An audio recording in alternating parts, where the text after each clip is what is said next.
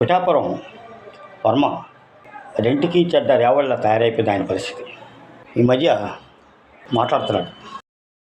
నేను స్థానికుడిని, నా హవా ఎవడో వచ్చి తగ్గిస్తానంటే తగ్గి హవా కాదు. ఫ్రస్ట్రేషన్ మీద మాట్లాడుతుందే అనుకోవచ్చు. వర్మ సీట్ని పవన్ కళ్యాణ్ కబ్జా చేసినట్టే. పవన్ కళ్యాణ్ కూడా వర్మకి చాలా ఆశలు చూపించారు, అది ఏం జరగలేదు.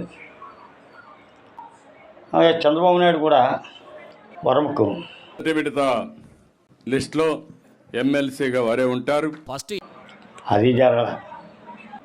ఇంకా వర్మకు పిఠాపురంలో ఏమీ లేనట్టే.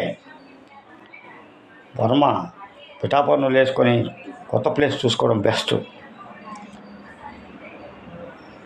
జై Hind. Please like, share and subscribe.